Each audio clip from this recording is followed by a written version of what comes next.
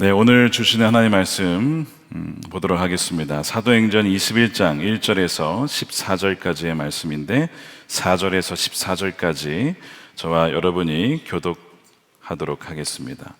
제가 4절부터 읽겠습니다.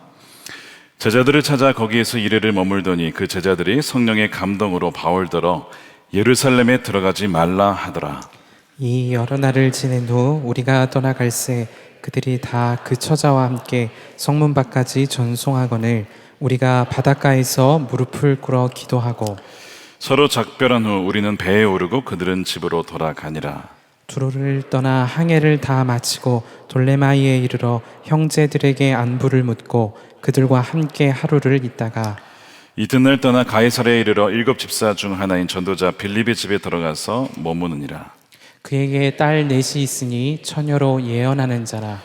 여러 날 머물러 있더니 아가보라 한 선지자가 유대로부터 내려와 우리에게 와서 바울의 띠를 가져다가 자기 수족을 잡아매고 말하기를 성령이 말씀하시되 예루살렘에서 유대인들이 이같이 이 띠 임자를 결박하여 이방인의 손에 넘겨주리라 하거늘 우리가 그 말을 듣고 그곳 사람들과 더불어 바울에게 예루살렘으로 올라가지 말라 권하니 바울이 대답하되 여러분이 어찌하여 울어 내 마음을 상하게 하느냐 나는 주 예수의 이름을 위하여 결박당할 뿐 아니라 예루살렘에서 죽을 것도 각오하였노라 하니 우리 함께 읽겠습니다. 그가 권함을 받지 아니하므로 우리가 주의 뜻대로 이루어지이다 하고 그쳤노라. 아멘. 하나님의 말씀입니다. 우리 사도행전 말씀 계속해서 보겠습니다. 세상으로 보냄받은 성령 공동체 31번째입니다. 예고된 고난에도 예비된 섭리가 있다. 예고된 고난에도 예비된 섭리가 있다라는 제목의 말씀을 나누겠습니다. 오늘 아마 여러분 아시다시피 4월 4일 역사적인 선고가 있었습니다. 대통령 탄핵 선고가 있었죠. 대법관 전원 만장일치로 탄핵 소추안이 인용되어서 대통령이 파면이 되었습니다.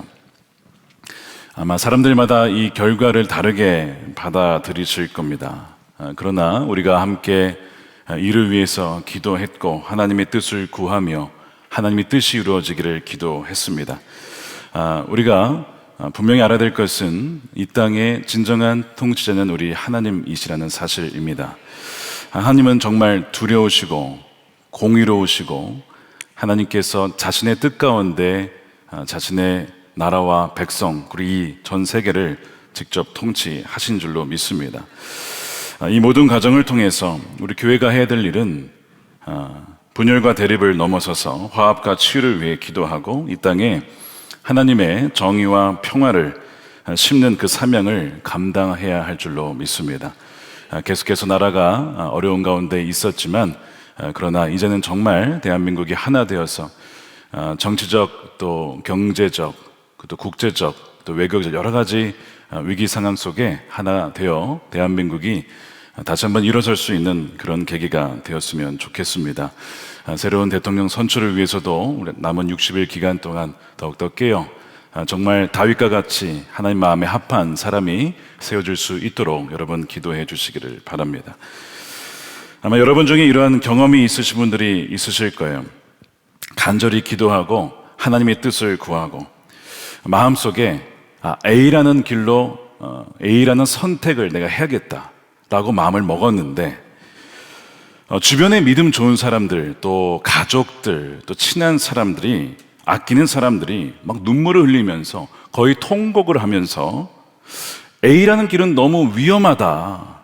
가지 말아라. 우리가 기도해 보니까 거기는 성령께서 가지 말라고 하는 곳이다. 이렇게 말리는 경우 혹시 여러분 경험해 본 적 있으십니까? 여러분 이런 상황 속에서 우리가 어디를 하나님께서 인도하시는 것이라고 우리가 믿어야 될까? 우리는 정말 어느 목소리를 들어야 될까? 내 안에 든 이 확신일까? 아니면 주변에 나를 위해 기도해 주신 분들의 조언을 들어야 될까? 아마 이런 혼란스러운 상황을 여러분 맞이할 때가 아마 있으실 겁니다. 나도 성령의 감동을 받았고 그분들도 성령의 감동을 받아서 나에게 해준 말인데 결과는 너무 다른 것이죠. 방향이 너무 다른 것입니다. 그래서 이것이 어느 길이 정말 주님의 뜻일까? 이런 일들이 종종 우리에게 벌어지곤 합니다. 오늘 본문의 사도 바울이 그런 가운데 있었어요. 이제 3차에 걸친 선교 여행을 마무리하면서 그의 방향은 예루살렘을 향하고 있었습니다. 단순한 귀향이 아니라 우리가 지지난주에 살펴본 것처럼 성령에 매여서 예루살렘으로 이제 가는 거예요. 그런 과정 가운데 나에게 그곳에 어떤 환난과 결박이 나를 기다린다고 하더라도 나는 그곳에 가겠다라고 에베소 장로들에게 그렇게 밝히죠. 그의 발걸음이 이미 정해져 있었습니다. 그런데 그가 잠시 머문 항구 도시인 두로에 가니까 제자들이 성령의 감동을 받아서 예루살렘에 들어가지 말라라고 얘기를 하는 거예요. 자, 그것이 4절 말씀입니다. 그 제자들이 성령의 감동으로, 본인 이야기가 아닙니다. 본인 개인 의견이 아니에요. 성령의 감동으로 바울더러 예루살렘에 들어가지 말라 하더라. 그렇게 권하는 겁니다. 자, 사도 바울은 성령에 매여 간다고 했는데 성령의 감동을 받은 제자들은 가지 말라라고 하는 거예요. 자, 뭐가 맞냐는 것이죠. 자, 이것이 첫 번째 사도 바울에게 가지 말라라고 만류한 첫 번째 일이었습니다. 그 이후에 두로를 떠납니다. 돌레마위를 거쳐서 가이사랴에 도착했을 때 상황은 더 극적으로 치닫게 되죠.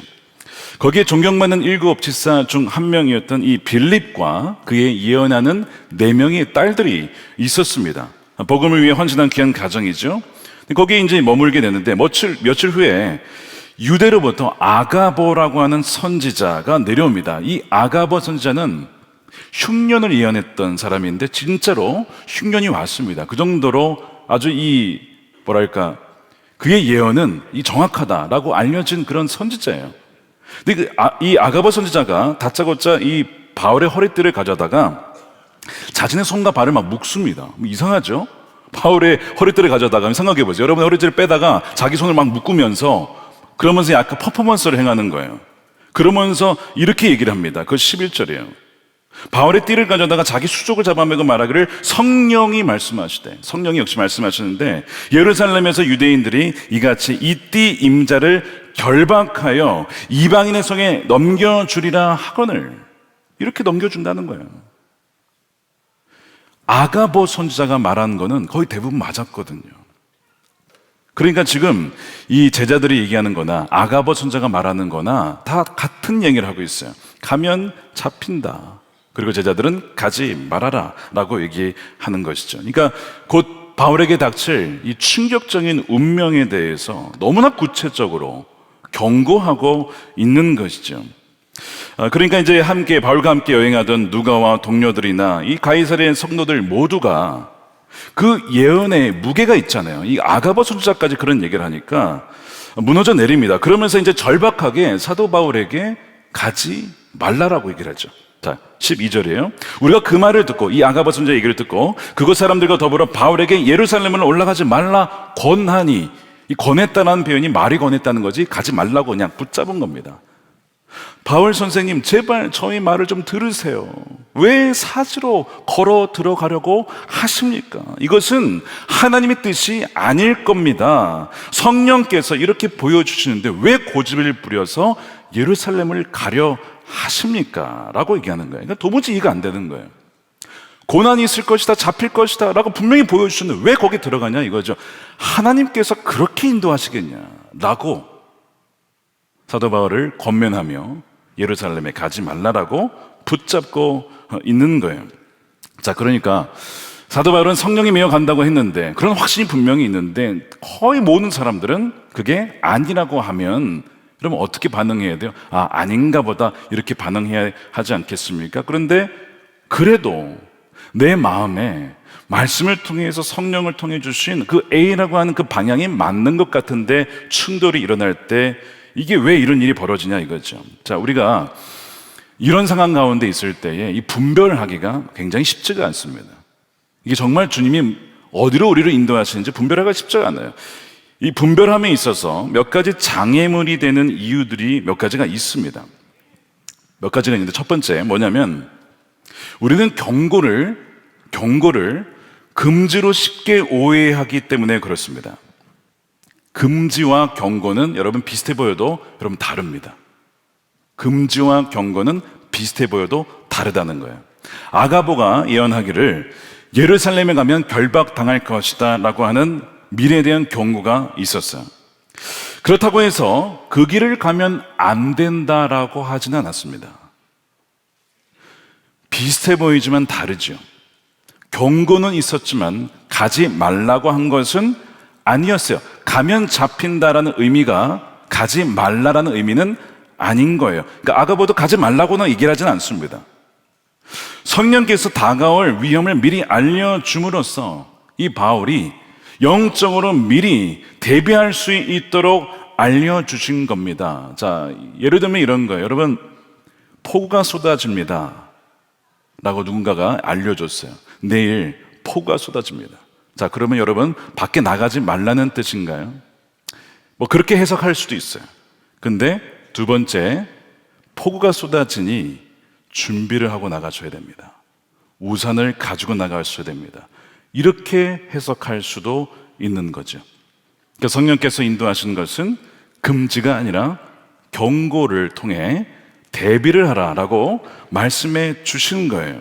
근데 우리는 어떤 성향이 있냐면 위험이 있으면 그것을 금지라고 곧장 쉽게 해석을 하는 경향이 있습니다.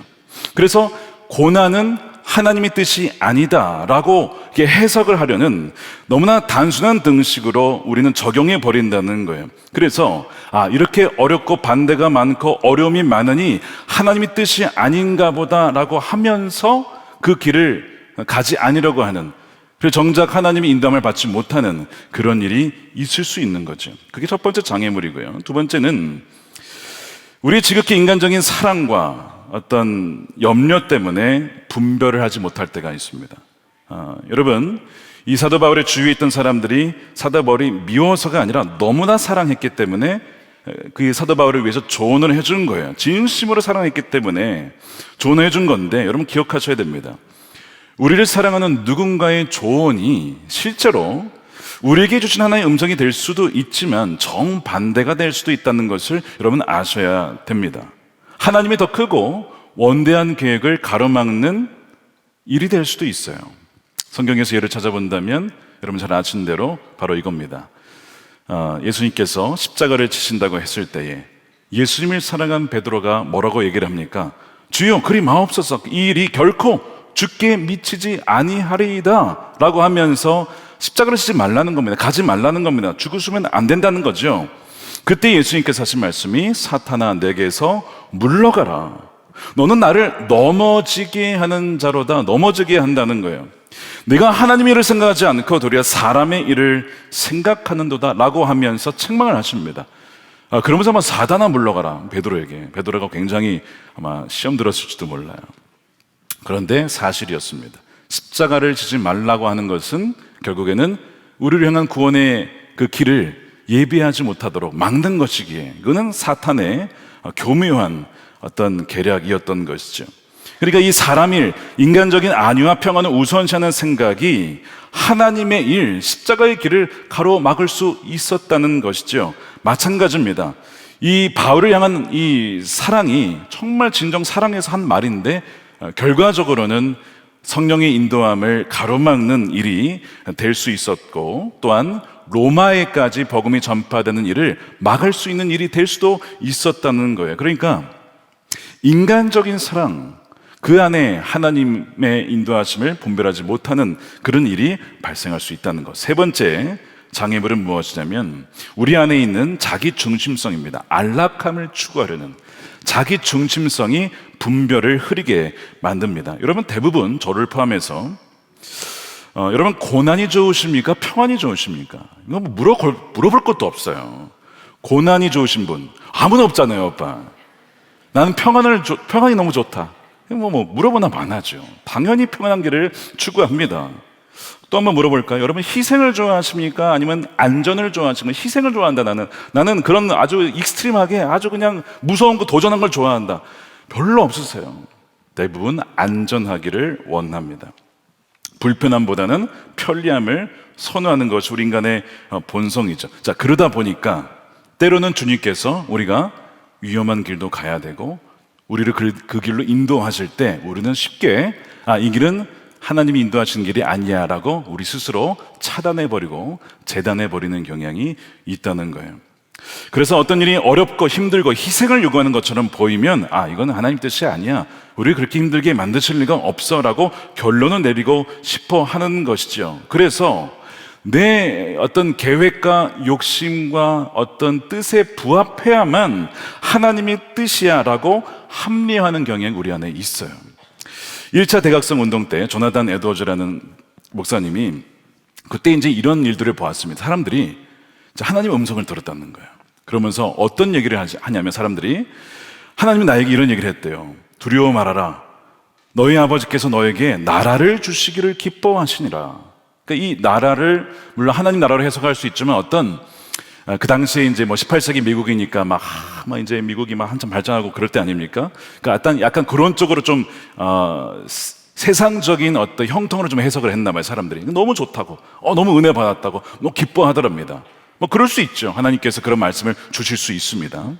근데 조나단 에드워즈가 딱 보니까 이게 아닌 거예요. 왜 아니라고 분별을 했느냐? 그가 이렇게 썼습니다. 사람들이 그 약속에 굉장히 감동을 받은 이유는 말씀과 관련된 이익에 관심을 두었기 때문이며 이는 모두 자아사랑에서 비롯된 것이다. 그들은 이 약속에서 자신이 얻을 이익을 생각했고 그로 인해 감동을 받은 것이지 진정 하나님으로부터 온 것이 아닐 수 있다라고 이제 그가 분별을 합니다. 여러분, 우리가 어떤 말씀을 딱 들었을 때에 하나님께서 우리에게 좋은 말씀, 은혜로운 말씀을 주시죠. 근데 때로는 여러분, 마귀도 천사처럼 가장을 해서 우리의 어떤 그 욕심과 욕망을 잘 자극해서 속일 수 있다는 거예요. 그러니까 그것을 곧장 우리는 분별하지 않고 사단의 이용임에도 불구하고 덥석 그것이 하나님의 뜻인 양 그렇게 믿고 나갈 때에 사기를 당하기도 하고 속기도 하고 분명히 기도를 했는데 나중에 결과적으로 속은 거야. 이런 일들이 벌어지곤 합니다. 그러니까 뭔가 좋다라고 느낄 때에는 더더욱 분별을 해야죠.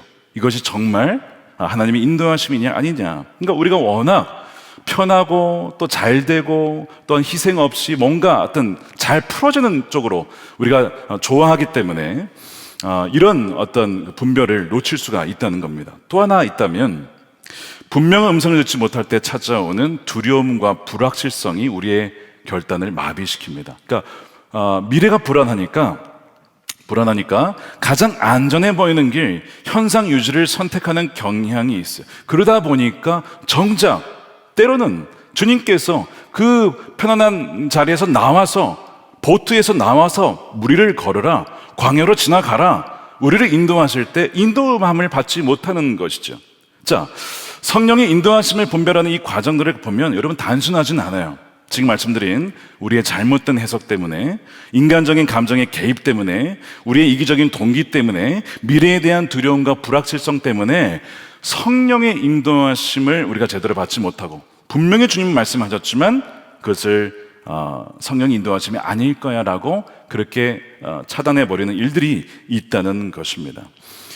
그런데 이런 가운데 우리가 이제 오늘 사도 바울의 얘기를 우리가 보고 있지만 보네프라는 어떤 목사님이 계십니다. 그분이 인도함을 받았던 것을 보면 비슷한 면을 좀 발견해요. 사도 바울의 인도함과. 뭐냐면 이분이 1939년에 여름에 독일 나치를 피해서 미국으로 갑니다.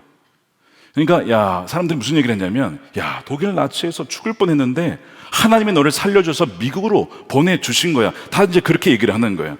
실제로 이제 친구들의 간곡한 도움과 기도로 잠시나마 안전한 피난처에 이제 미국으로 오게 된 거예요. 그래서 유니온 신학교에 머물 기회를 얻었습니다. 히틀러의 탄압도 피했고 유니온 신학교에 와서 학생들을 가르칠 수도 있으니 또 세계적인 석학들과 교류하며 연구에 몰두할 수 있으니 너무나 좋은 기회였던 것이죠.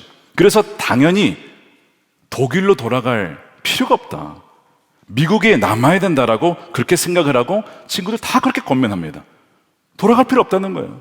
그래서 보네퍼가 히틀러가 살아가기 전까지는 미국에 머물러 있으라고 그렇게 간절히 권합니다. 그래서 보네퍼도 처음에는 이것이 하나님의 인도하심이다 이렇게 생각을 해요.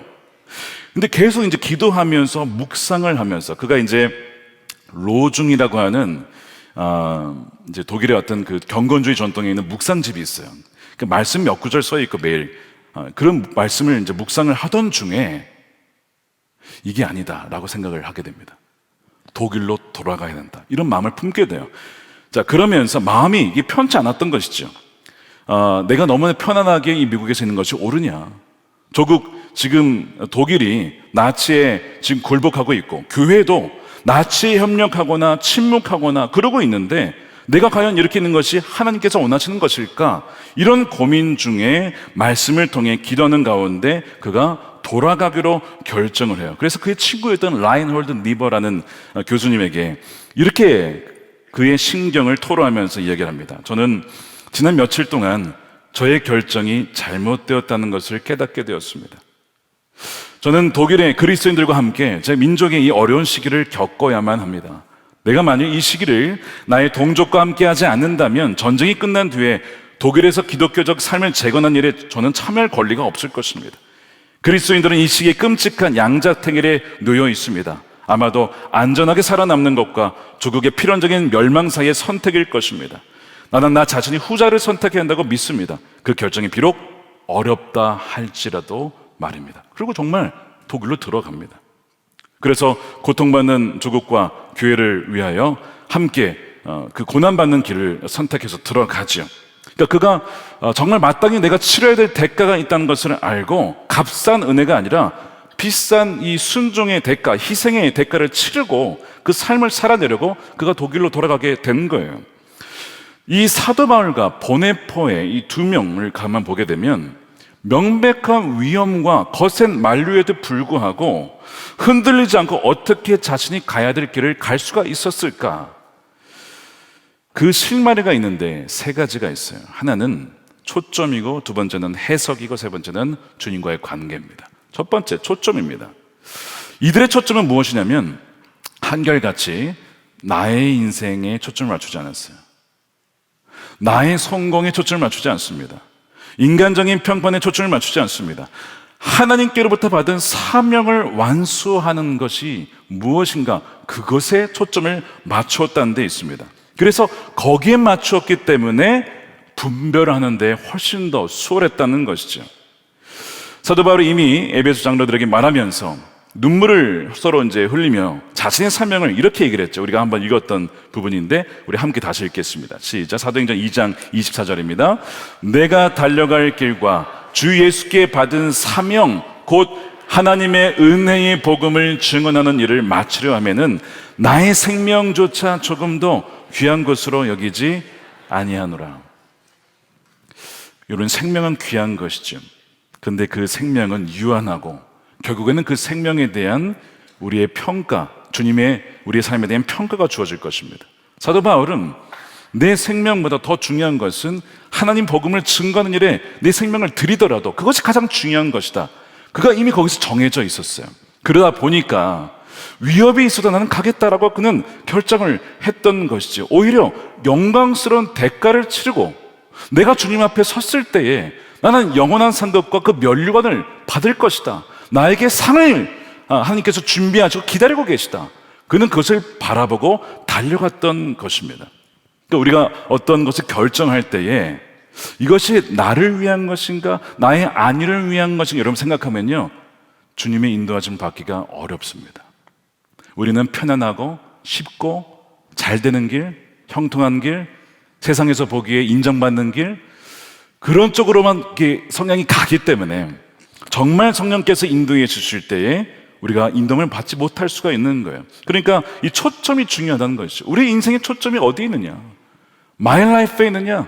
나의 어떤 영광에 있느냐? 아니면 정말 우리 인생 한 번 오면, 한 번 살면 끝이에요. 죽으면 이제 심판이 있는 것이죠. 주님 앞에 서야 되는데 내 인생을 어디에 맞추고 바칠 것이냐? 그것을 분명히 할 때에만 진정 인도함을 받을 수가 있는 것이죠. 그래서 이 보네포도 이 예언자적인 책임과 제자의 삶을 살아내는 것을 자신의 사명으로 여기고 이 히틀러가 있는 그 독일로 가서 이제 좀 더 극단적으로 가긴 하죠. 히틀러를 암살시켜야겠다. 뭐 나중에 이제 거기에 대한 평가가 엇갈리긴 하지만 어쨌든 이 나라를 위해서 내가 헌신해야겠다라고 자신을 드리게 됩니다. 두 번째, 어떤 차이가 있었느냐? 바로 해석입니다. 아까 말씀을 드렸는데, 경고의 의미를 하나님께서 사명을 이루기 위한 어떤 준비, 신호로 해석할 수 있었던 통찰력이 있었던 거예요. 여러분, 우리 삶에 주님께서 종종 경고하실 때가 있어요. 너 조심해야 된다. 너 무엇을 할 때 이런 일이 있을 거야, 어려움이 있을 거야 라고 하실 때가 있어요. 그러면 가지 말라는 게 아니라, 물론 막으실 때도 있습니다. 그런데 대개 그런 걸 줄 때는 뭐 하라고 주신 거냐면, 알려주신 거냐면, 너 기도해야 된다. 너 기도의 동역자 모아야 돼. 너 그 일을 위해서 구체적으로 기도해야 돼. 너의 일을 위해서, 너의 사람을 위해서, 프로젝트를 위해서 그냥 대충 하나님 이거 해서 잘게 기도해 주세요, 이렇게 그냥 대충 하지 말고 구체적으로 하나님의 뜻을 구하며 너가 기도하면서 주의 인도를 받아야 된다. 그리고 마귀가 여러 가지 방향으로 공격이 오기 때문에, 그래서 너가 알고 대비를 해야 된다. 경고하시는 것은 가지 말라는 게 아니라 미리 준비하라 라고 깨닫게 해주신 것이거든요. 그렇게 우리가 해석할 수 있어야 돼요. 예루살렘에 가면 큰 어려움이 있구나. 영적으로 무장하고 기도하며 담대히 맞서야겠다. 사도 바울은 그렇게 해석을 한 것입니다. 더 나아가서 그가 이 고난이, 이렇게 고난이 왜 있을까 돌아보면 여러분 그것도 생각하셔야 됩니다. 얼마나 중요한 일이면 사탄이, 또한 고난이 이렇게 준비되어 있을까? 어떤 일이 잘 안 되면 여러분 생각해 하셔야 돼요. 사탄이 얼마나 싫으면 이것을 막으려고 할까?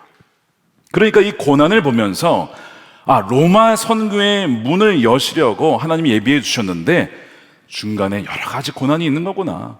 내가 그럼 이거 잘 준비해 가야겠다. 그렇게 해석을 했던 것이죠. 나중에 결과적으로는 로마에까지 가서 많은 사람들에게 복음을 증거하거든요. 여러분, 인간의 생각으로는 상상할 수 없는 방식으로 하나님이 일하실 때가 굉장히 많습니다. 우리가 우리의 생각으로 그 범위 안에서 재단해서는 안 된다는 거예요. 한정을 지으려 해서는 안 된다는 거예요. 하나님은 그 고난을 넘어서, 정말 아까 베드로가 죽으시면 안 됩니다. 아니, 죽으셔야 우리가 사는 거예요. 우린 지금은 알죠. 당시 제자들은 몰랐던 것이죠. 일반적으로 메시아라고 하는, 이 정치적 메시아가 하는 그런 방식으로 예수님이 우리를 구원할 줄 알았는데 전혀 아니었던 거예요. 마찬가지입니다. 지금 저와 여러분 앞에 놓여져 있는 어떤 어려움이 여러분 혹시 있으십니까? 예상되는 어떤 예고된 고난이 있으십니까? 잘 보셔야 됩니다. 하나님께서 그 예고된 고난을 통해 예비하신 섭리가 있을 수 있다는 것을 여러분 보실 수 있는 눈이 열리게 되기를 축복합니다. 그래서 이 보네포 역시 독일로 돌아가는 것이 위험하다는 것을 누구보다 잘 알고 있었죠. 그러나 그것을 감당할 때에 이루어질 어떤 역사는 이루 말할 수 없다는 것을 그도 영적인 눈으로 통찰을 하고 가게 된 것입니다. 자, 세 번째 실마리가 무엇이냐면 아까 초점, 두 번째가 뭐였죠? 해석입니다. 세 번째가 바로 관계입니다. 주님과의 관계 속에. 자, 사도 바울이 이 선교 여행을 하는 중에 때론 성령께서 막으실 때가 있었어요. 비두니아로 가고자 애썼지만 성령께서 허락하지 않으셨죠. 여기는 아니구나. 그렇게 인도함을 받고, 또한 가지 말라는 걸 또 받고, 또한 열어주신 길로도 나아가고, 이런 식으로 계속 주님과 대화하며 성령의 인도하심을 따라 그렇게 분별을 받았어요. 근데 이번에는 예루살렘으로 가는 게 맞는데 고난이 있어요. 근데 고난이 있어도 여기는 가는 게 맞아. 내적인 확신이 있었던 거예요. 여러분, 이것은 한순간에 오지는 않습니다. 계속해서 주님과 함께 묻고 순종하고, 때로는 불순종을 통해서 징계를 당하면서 내가 그때 순종했었어야 되는구나, 이 과정을 통해서 배워나가죠. 감각을 알게 됩니다.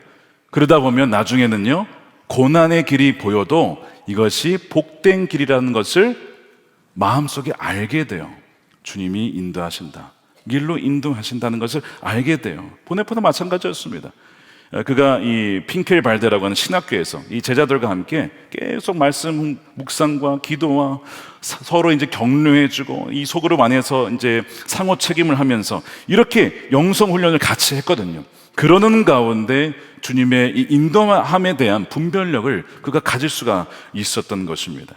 그래서 여러분, 초점과 해석과 이 관계가 이 어려움 가운데 나아가는 그 길 속에 하나님의 인도하심이 있다는 것을 분별할 수 있었던 좋은 실마리였던 것이죠. 자, 그 결과 이제 바울이 나는 가겠다고 다시 한번 얘기를 하죠. 이 세 가지를 통해 분별을 했잖아요. 그래서 이렇게 얘기를 해요. 13절에 바울이 대답하되 여러분이 어찌하여 울어 내 마음을 상하게 하느냐. 나는 주 예수의 이름을 위하여 결박당할 뿐 아니라 예루살렘에서 죽을 것도 각오하였노라 하니. 바울이 이렇게 얘기를 했을 때 사람들의 마음은 어떠했을까요? 저 고집을 누가 꺾을 수 있을까? 큰일을 당하겠구나. 어쩌면 어떤 사람은 하나님의 뜻이 저것이 아닐 텐데 아마 생각한 사람도 있을 수도 있어요. 여러 생각들이 교차했을 겁니다. 근데 여러분, 그 무모해 보이는 이 사도 바울의 순종의 발걸음이 어떤 놀라운 결과를 가져옵니까? 우리가 이제 앞으로 살펴보겠지만 요약해서 얘기하면 이런 거예요. 그가 이제 예루살렘에 가니까 실제로 결박을 당합니다. 그리고 죽음의 위기를 여러 차례 넘기죠. 로마로 압송이 됩니다. 아가보의 예언이 정확히 맞았어요. 아가보의 말이 맞았다고요. 근데 그 과정 속에 유대 총독 벨릭스와 베스도, 아그리파 왕, 버니게 공주 앞에서 담대히 복음을 증거합니다. 그러니까 당시에 영향력이 있는 정치자, 지도자들 앞에서 복음을 증거할 수 있는 기회가 주어지게 되는 거죠. 제수의 신분으로 로마로 가는 중에 풍랑을 만납니다. 거기서 배가 파산하면서 온갖 고초를 당하지만 무슨 얘기를 하냐면 하나님께서 당신들의 생명을 지켜주십니다. 걱정하지 마십시오. 정말 파산당했지만 사람이 죽지를 않아요. 그 과정을 통해 또한 사람들에게 하나님이 살아계심을 증거하게 되죠. 고난을 당했지만 생명을 살려주신다라고 하는 그 예언적인 말씀이 실제로 이루어지는 걸 보면서 사람들에게 복음을 증거해요.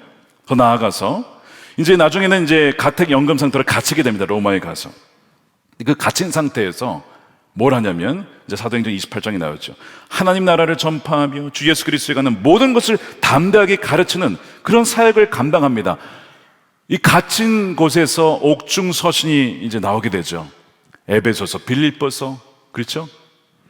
이 골로새서, 빌리몬서, 이 빌레몬서와 같은 옥중 서신들이 기록이 되면서 지금도 우리에게 성령의 감동으로 지어진 성경이 되어서 우리에게 전해주고 있잖아요. 이 모든 것이 고난이 있어도 성령에 매여 내가 가겠노라 순종했을 때에 주어지는 열매들이었다는 것입니다. 여러분, 만일 가지 않았더라면 어떻게 됐을까? 이거 다 없는 거예요. 이거 다 없는 거예요. 하나님은요, 인간의 눈에는 실패와 고난으로 보이는 그 길을 통해 생명의 복음이 세계 심장부였던 이 로마에까지 전파되고 후대에까지 우리에 이르기까지 영향을 미치는 상상할 수 없는 구원의 역사를 이루신 것입니다. 그 결정이 굉장히 중요한 결정이었던 거예요. 예루살렘을 갈 거냐 말 거냐, 고난이 있으니까 피할 거냐, 아니면 주님과 함께 그 고난을 통과해 나갈 것이냐. 아마 여러분들 중에 지금 이 기로에 계신 분들이 아마 있으실 거예요. 내가 이 길로 가면 분명히 어려워. 이거 많은 고난이 있을 거야. 정말 말 그대로 사로잡히고 막 결박당하는 일이 있을 거야 라고 예상이 되는 예고된 고난이 아마 있을 거예요. 근데 여러분 기도하시는데 이상하게 그 길로 가야 된다라는 마음이 혹시 드신 분이 있으실 겁니다. 여러분 꼭 기억하십시오. 그 과정을 통하여서 우리의 상상과 생각을 뛰어넘어 역사하시는 놀라운 주님의 구원의 역사가 일어나게 될 줄로 믿습니다. 그래서 여러분, 고난의 길에도 하나님의 뜻이 있냐? 여러분 있습니다. 고난 속에 숨겨진 하나님의 빅픽처가 있다는 거예요. 오늘 제목대로 예고된 고난에도 예비된 섭리가 있다는 것을 믿는 여러분 되시기를 축복합니다. 이 보네프가 이제 귀국하고 히틀러 암살 계획에 가담했다가 실패를 하죠. 그리고 이제 감옥에 갇히게 됩니다. 그리고 이제 죽게 돼요. 39에 너무 젊은 나이에 아주 명석한 분이었거든요. 이 천재입니다, 사실. 신학계에서는 천재예요. 젊은 나이에 대단한 글을 많이 썼어요. 신학적인 책을. 너무나 아까운 거죠. 근데 일찍 죽게 된 거예요. 과연 그의 삶이 헛된 것이었을까? 여러분, 그렇지 않습니다. 그의 사후에 이제 전쟁이 끝나고 유럽에서 어떤 일이 벌어졌냐면, 이제 독일 외에 나머지 유럽에서 독일에 이 보네파라는 자가 있었는데 히틀러에 저항하기 위해서 나갔던 사람이 있었다. 깨어있는 양심 있는 사람이 있었다. 그의 삶이 전해지면서 많은 사람들에게 굉장한 감동을 줍니다.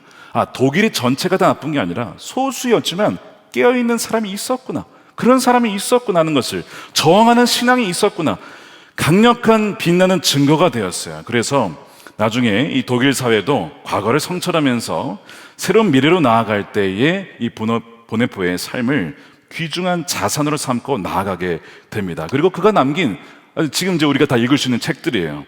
나를 따르라라는 책이나 성도의 공동생활이나 뭐 이런 그의 책들을 보면 정말 주옥 같은 글들이 거기에 담겨 있습니다.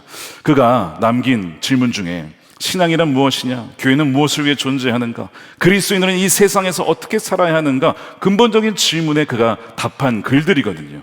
그러면서 그가 마지막에 형장에 끌려가기 전에 동료 수감자에게 이렇게 얘기를 했다고 해요. 이것이 끝입니다. 그러나 나에게는 생명의 시작입니다. 라고 하면서 부활의 신앙을 그가 고백을 합니다. 근데 단지 이제 부활 신앙만이 아니라 이게 끝난 것처럼 이게 굉장히 배드 엔딩으로 끝나는 것 같지만 그렇지 않다는 것이죠.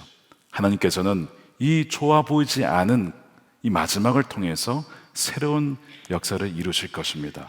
그 얘기를 한 거예요. 실제로 그의 말대로 됐어요. 몇 개월 뒤에 전쟁이 끝나게 됩니다. 끝나게 되고 유럽이 재건하게 되고 결국에는 그의 믿음대로 끼어있는 신앙인을 통하여 유럽 전체에 많은 영향을 미치게 됩니다. 여러분, 성령의 인도하심에 대한 참된 분별과 이 용기 있는 순종은 당장은 좀 이해가 되지 않고 또한 우리의 어떤 상식을 좀 거스르고 고통과 희생을 동반하는 것처럼 보일지라도 우리의 짧은 생각과 또한 계산을 훨씬 뛰어넘는 하나님의 놀라운 역사와 영광을 드러내는 통로가 될 수 있다는 것입니다. 우리 한국 기독교인들이 존경하는 목사님 꼽으라면 주기철 목사님을 꼽습니다. 근데 원래 이제 이 목사님의 본명이 주기철 목사님이 아니고 주기복이었답니다. 우리가 좋아하는 그 복, 주기복. 근데 이름이 기복이에요. 그러니까 약간 복에 따라 기복신앙도 아니고 약간 그렇잖아요. 그래서 그분이 이름을 세례를 받고 주기철로 바꿨답니다. 이 철이, 이 철저하게 바로 그 철자예요. 철저히 신앙한다는 뜻입니다. 그래서 복을 받는 뭐 그런 기복신앙이 아니라 철저히 죽기까지 신앙하겠다라는 고백이었죠. 그래서 나라를 사랑하긴 했지만 나라의 광복보다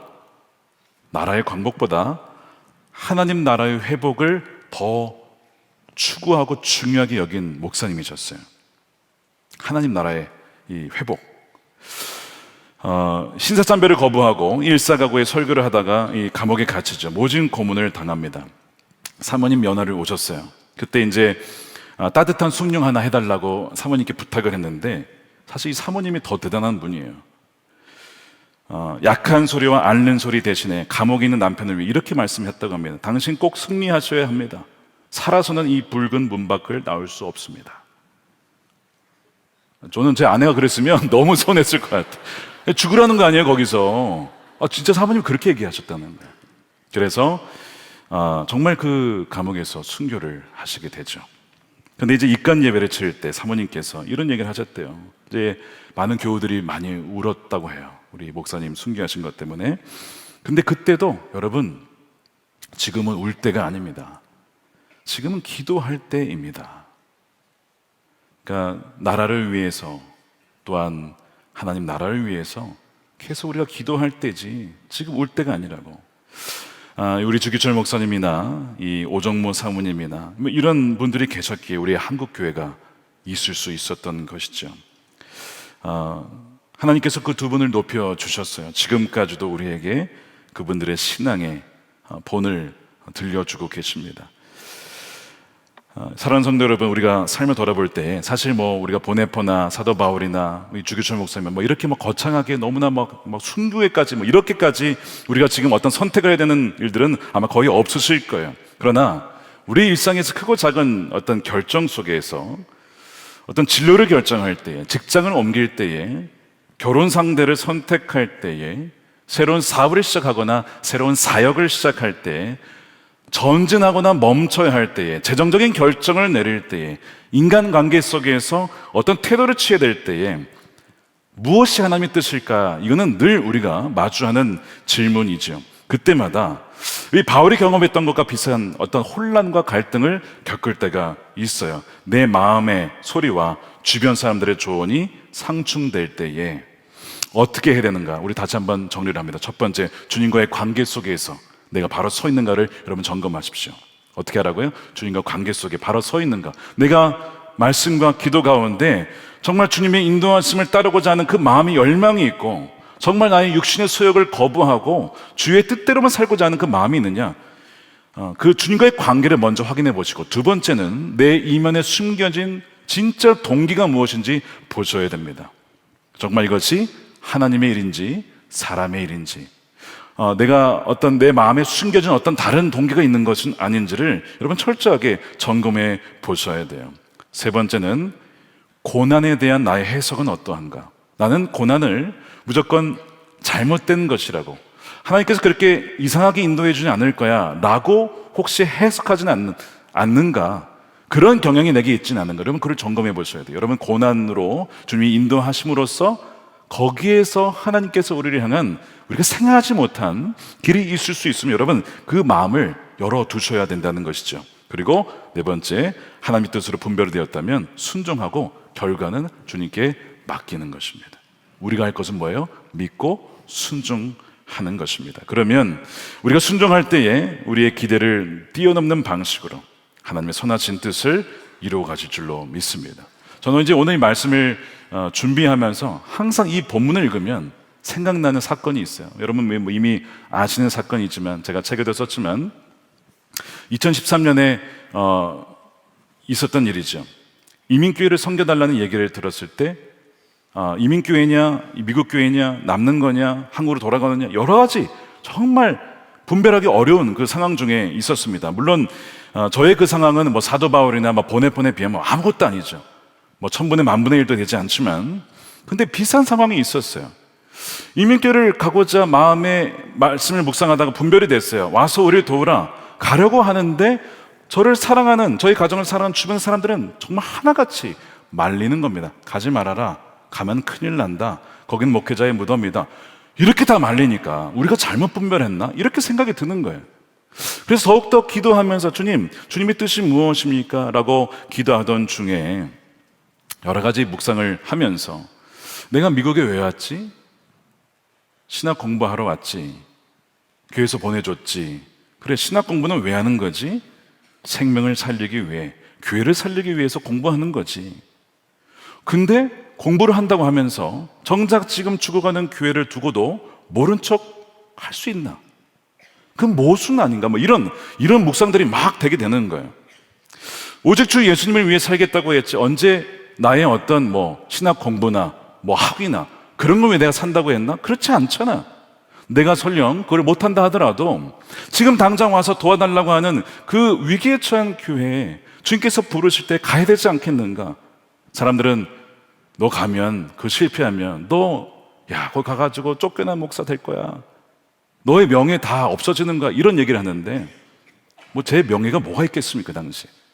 뭐 이런 생각도 들고 여러 가지 막 생각이 들었어요. 결론적으로 40일 기도하고 난 다음에 그냥 말씀 그대로 와서 우리 도우라가 주님이 인도하심이 맞고, 어쨌든 교회와 생명을 살리기 위한 것이 나의 부르심이니까 그 길로 가자. 그래가지고 부모님께도 글로 가기로 했습니다. 그냥 통보를 해드리고 기도만 부탁드리고 그렇게 하고 이제 그 교회로 가게 되는 거예요. 가면 어려움이 많다고 했잖아요. 말씀드린 것처럼 어려움이 있었어요. 물론 거기에서 사랑도 많이 받고 정말 많은 간증들이 있었습니다.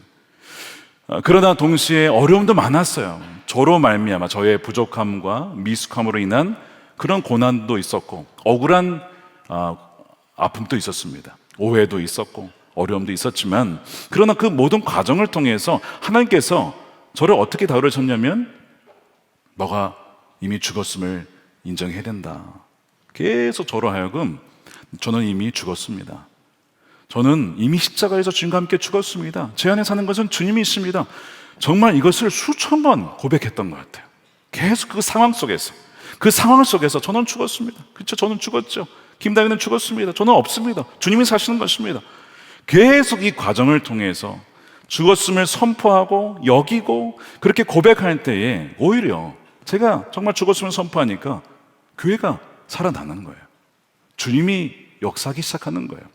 그 과정을 보게 되면서 지난 이제 미국을 떠나올 때 8년 과정을 돌아보면, 그 가기 전에는 다 그런 얘기가 있었지만 돌아보면 정말 주님께서 인도하신 길이었구나 하는 것을 알게 됩니다. 저는 이제 돌아보면서 여러분들에게도 뭐 이거와 더 어려운 길로 주님께서 또한 인도하실 때가 분명 있으실 거예요. 예고된 고난. 일로 가면 분명 이거는 어려운 길이야. 근데 예비된 섭리. 하나님은 선하시니까. 하나님은 우리의 생각과 계획보다 더 크고 놀라우신 계획을 갖고 계시니 그것을 신뢰하며 나아갈 때에 이거는 정말 이건 뭐 뭘로 말을 설명할 수가 없는 거예요. 우리는 순종의 발걸음만 들이지만 그러나 우리의 삶을 정확하게 인도하신 분이 주님이시기에 그리하여 사도 바울의 그 발걸음을 통하여서 로마에 이르기까지 정말 만날 수 없었던 사람들을 만나서 거기에서 복음을 증거하고 정말 기가 막힌 방식으로 주 살아계심을 증거했던 것처럼 여러분들의 그 순종의 발걸음을 통해 주님께서 말씀하시고 깨닫게 하시고 사람들에게 복음을 듣게 하시고 주님께로 돌아오게 하는 그런 놀라운 일이 일어나게 될 줄로 믿습니다. 여러분, 오늘 말씀을 정리하면서 내가 가야 될 예루살렘은 어디인가? 여러분, 그걸 생각해 보셔야 됩니다. 내가 가야 될 예루살렘. 우리의 목표는 우리의 어떤 인생, 나의 더 좋은 인생, 이게 아니라 오늘 여러분 14절에 이렇게 되어 있어요. 우리가 주의 뜻대로 이루어지이다 하고 그쳐놓으라. 자, 마지막에 결론이 이겁니다. 사람들이 하도 사도 바리 간다고 하니까 뭐라고 했냐면 주의 뜻대로만 이루어지기를 원합니다. 이렇게 했어요. 여러분, 이것이 우리의 결론이 됩니다. 주님, 저의 인생이 이렇게 되기를 원합니다. 저의 사업이 이렇게 되기를 원합니다. 그게 아니라 때로는 고난의 길을 주님께서 인도한다 할지라도 주님, 저의 선호나 저의 바라는 것이 아니라 오직 주님의 뜻만 이루어지기를 원합니다. 그렇게 된다면 제가 어떻게 되든 상관이 없습니다. 그런 결단으로 나아갈 때 주님께서 정말 우리가 너는 정말 상관이 없어 그렇게 하실까요? 주님께서 때로는 우리를 그렇게 힘든 가정으로 인도하실 때도 있지만 돌아보면 우리를 너무 사랑하신 주님께서 가장 좋은 길로 우리를 인도해 주셨구나 라고 고백하게 되어지는 저와 여러분들의 삶이 되시기를 우리 주님의 이름으로 축원드립니다. 우리 함께 찬양할 텐데요, 아마 이 찬양은 제가 알기로는 처음 하는 찬양입니다. 근데 아마 들어서 아신 분들이 계실 거예요. 모든 걸음 되시네 라는 찬양입니다. 예라모십의 이 찬양을 우리가 좀 배운다는 느낌으로 우리 찬양하고 찬양팀 먼저 인도해 주시고 그 다음에 우리가 같이 또 부르고 이렇게 우리 찬양했으면 좋겠습니다. 가사 생각하시면서 찬양하겠습니다.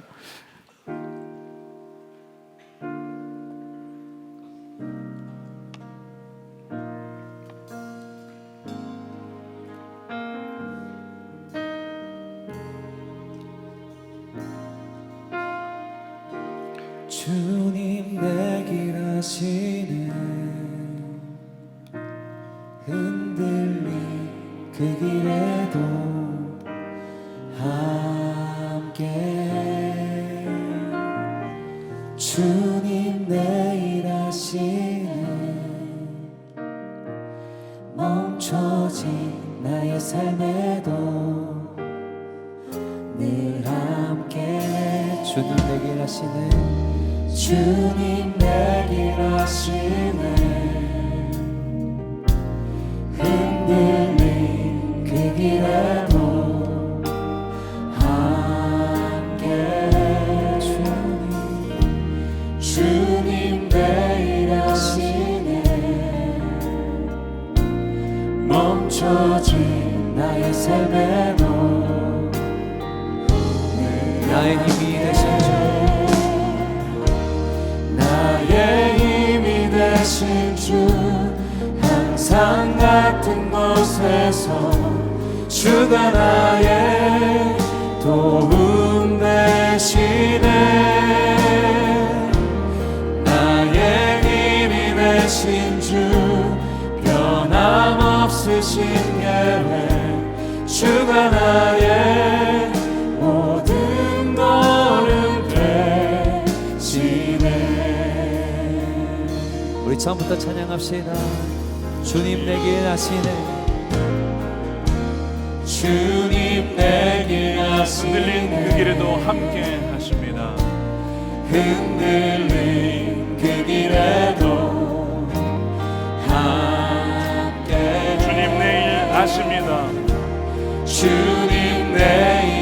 대신 멈춰진 것만 같은 나의 삶에도 멈춰진 나의 삶에도 늘 함께 하십니다. 늘 함께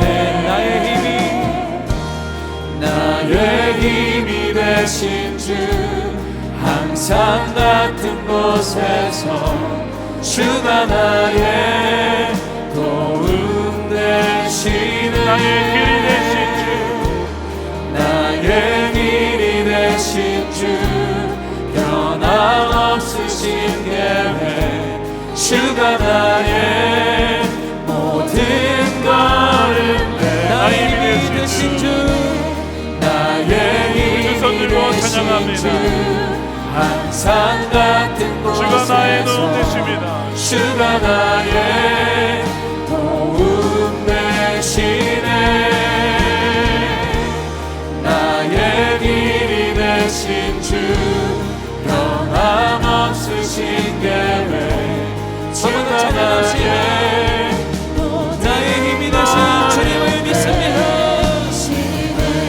나의 힘이 되신 주 항상 같은 곳에서 주가 나의 도움이십니다. 주가 나의 도움 되시네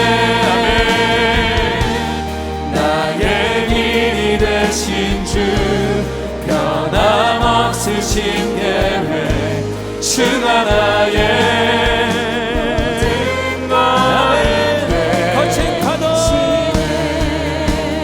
거친 파도 날 향해 와도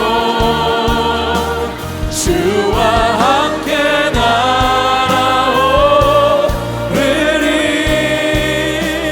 폭풍 가운데 나의 영혼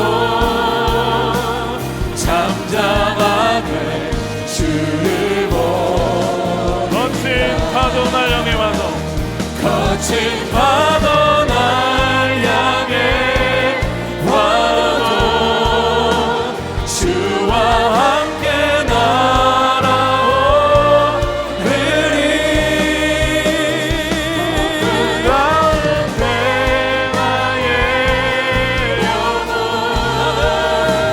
잠잠하게 거친 파도 날 향해 몰려와도 거친 파도 날 향해 와도 주와 함께 날아오르리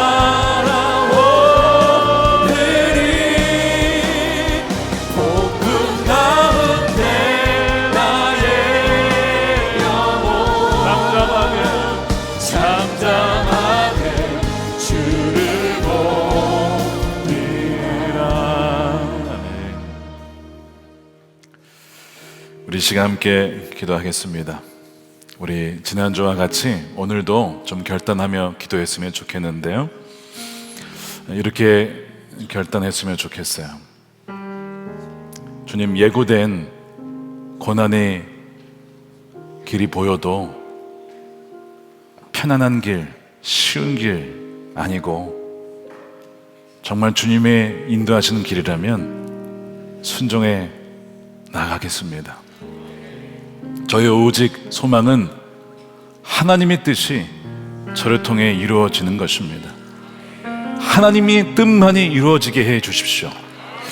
우리 그렇게 결단하신 분들만 자리에서 일어나서 기도했으면 좋겠습니다. 주님, 저를 사도 바울과 같이 하나님의 뜻만이 이루어지는데 우리가 얼마나 어리석은지 하나님의 계획을 우리 스스로가 제안하고 하나님 이건 아니잖아요, 하나님 이게 맞잖아요, 그렇게 막을 때가 참 많이 있습니다. 성령에 매여서 정말 하나님의 뜻이 이루어질 수 있다면 주여 저의 생명도 주님 위해 드릴 수 있는 하나님 우리가 되게 해달라고 우리 함께 기도할 때 우리 첫 번째 기도하겠습니다. 예고된 어려움들 앞에서도 부르심의 길을 담대히 걷기를 원합니다. 주님, 바울처럼 우리도 맡겨진 사명의 길을 걸을 때에 예견된 어려움 앞에서 두려워하지 않게 우리를 붙잡아 주옵소서. 성령의 능력으로 강하게 하여 고난을 이길 힘과 인내하는 믿음을 더하여 주옵소서. 어떤 고난도 주님의 사랑과 계획을 막을 수 없음을 믿고 담대히 나아가도록 주여 우리를 인도해 달라고 주여 한번 외치고 기도하도록 하겠습니다. 주여 할렐루야. 그렇습니다. 하나님 우리 삶을 주님 인도해 주시기를 원하며 주님이 원하시는 길이라며 선정의 발걸음으로 나아갈 수 있도록 하나님 인도하여 주시옵소서. 아버지 하나님 어려운 길 가운데 주여 아버지 하나님 문 안에 길이라 할지라도 십자가의 길을 쫓아 나아가는 아버지 모두가 되게 하여 주옵소서. 시끄럽게 한길 가지 않게 하시고 돌짝과 사명을 감당하게 하여 주시옵소서. 기꺼이 대가를 치르고 감당하기를 원합니다. 기꺼이 대가를 치르기를 원하며 하나님의 세워나가며 하나님의 영을 위하여 주여진 우리의 삶이 되게 하여 주시옵소서. 오 하나님, 주의 삶을 이어드리며 하나님 모든 성도들 가운데 시간 결단하며 나아갑니다. 분별력을 더하여 주시고 하나님의 뜻을 알 수 있는 주여시와 성령함을 더하여 주시옵소서. 사탄의 베개를 알게 하여 주시고 전사로 가정하여 나타나는 악한 사단 막에 떠나가며 오 아버지 하나님 기꺼이 믿음으로 나갈 수 있도록 주여 붙잡아 주시옵소서. 할렐루야. 주님 찬양하며 그 어려운 길 가운데 숨겨진 하나님의 은혜를 삼아하며 주의 별신 섭리를 삼아 주여 믿음의 신뢰며 나아갑니다. 하나님 성도들 가운데 주님의 분별력을 더하여 주시옵소서. 그 가운데로만 나아갈 수 있도록 주님 인도하여 주시옵소서. 우리 계속해서 기도하겠습니다. 여러분, 하나님은 선하십니다. 하나님은 완벽하신 분이십니다. 고난 중에도 하나님의 선하신 계획을 신뢰하는 여러분 되시기를 축복합니다. 우리 인생만이 아니라 이 나라를 향한 하나님의 계획은 정말 이 기도로 시작된 대한민국, 국회에서 기도로 시작한 대한민국, 하나님께서 우리 눈에 보이는 것과 다르게 정말 가장 선한 길로 인도해 주실 줄로 믿습니다. 여러분, 소돔과 고모라에 10명만 있어도 멸망시키지 않는다 그랬어요. 여러분, 기도하고 손들고 주님께 나아가는 하나님 백성들이 얼마나 많은데 주님께서 가장 좋은 곳으로 인도하시지 않겠습니까? 우리가 하나님의 선하신 계획을 신뢰하며 나가는 우리 모두가 되기를 축복합니다. 주님, 이해하기 어려운 고난 속에서도 모든 것을 주관하시는 하나님의 선한 계획을 신뢰하게 하여 주시옵소서. 우리의 생각으로 하나님의 뜻을 판단하지 않게 하시고 고난을 통해 주님을 더 깊이 의지하며 모든 상황 속에서 주님의 신실하심을 붙잡고 평안을 얻고 누리며 나가는 이 나라와 이 백성들이 되게 해달라고 주여만 외치고 기도하겠습니다. 주여!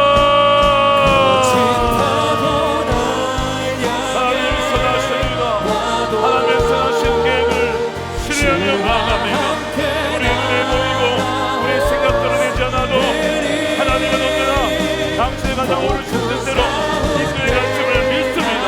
서른과 보거나 우리 10명만 있어도 멸망시키지 않겠다고 하신 주님, 거룩한 손을 들어 기도하는 백성이 있습니다. 나라 교인들이 있습니다. 하나님, 이들을 통하여 하나님 뜻이 이루어지게 하여 주시옵소서. 너를 통하여 하나님 뜻이 이루어지게 하여 주옵소서. 할렐루야. 너들의 삶에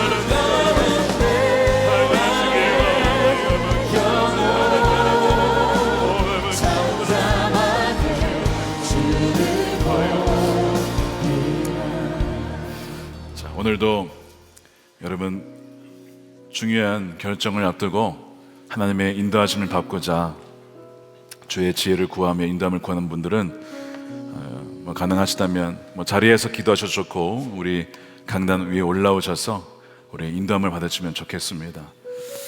오늘 말씀을 기억하시면서 여러분들이 이제 중요한 선택을 앞두고 계신 분들이 계실 건데 정말 주님 저의 뜻이 아니라 주님의 선하신 뜻만 이루어질 수 있는 결정을 담대하게 내릴 수 있도록 도와달라고 그렇게 기도해 주셨으면 좋겠습니다.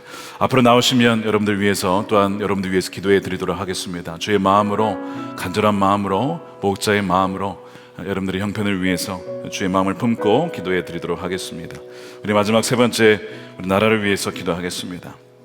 우리 탄핵 이후에 혼란이 참 많았습니다. 나라가 정말 말 그대로 두 쪽이 나서 정말 어려운 시기를 우리가 보냈습니다. 이제 탄핵 결정이 되었고 물론 어떤 분들은 좋아하고 어떤 분들은 굉장히 슬퍼하실 것입니다. 그러나 우리가 기도했기 때문에 하나님의 선하신 뜻을 신뢰하며 온 나라가 이제는 하나 되어 하나님의 뜻을 이루는 이 나라가 되게 해달라고 우리 기도했으면 좋겠습니다.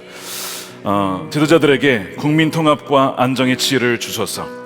모든 국민이 미움과 분열 대신 존중과 이해로 화합하게 하시고 견해 차이가 건강한 논의로 이어져서 공동선을 우선하게 하여 주옵소서.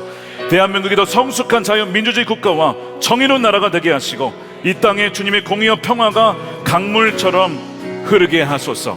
오늘 마지막 이 구절을 다시 한번 읽겠습니다. 우리가 주의 뜻대로 이루어지이다 하고 그쳤노라. 그쳤다는 거예요. 사도 바울에게 왜 글로 가냐고 막 하던 자도 그쳤다는 거예요. 그치고 주님의 뜻이 이루어지기를 원합니다. 우리가 오늘 이 말씀을 붙잡고 우리가 좌우를 떠나서 정말 대한민국을 향한 하나님의 뜻이 오직 하나님의 뜻만이 이루어질 수 있도록 그것을 위해서 우리 간절히 기도했으면 좋겠습니다. 그리하여 다시 한번 새로워진 대한민국, 정말 모든 불의와 거짓과 이 모든 것이 사라지고 공의와 진리 가운데 다시 한번 이 나라가 세워질 수 있도록 두 손 들고 우리 주여 세 번 외치고 기도하겠습니다. 주여, 주여, 주여.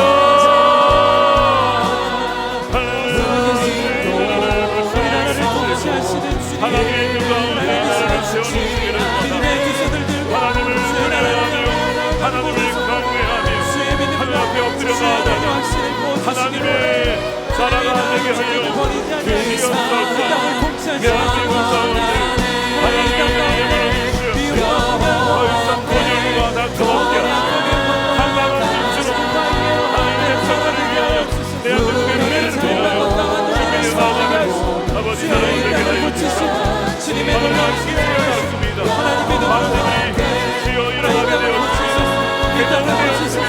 주여 일어나게 되었습니다. 주여 하나님께 깨닫기도 하며 나를 위하여 백성들을 위하여 정치, 경제, 사회, 외교, 문화 모든 분야에 하나님의 사람들을 세워주시옵소서. 하나님의 존귀한 백성들 거룩한 믿음을 주소하여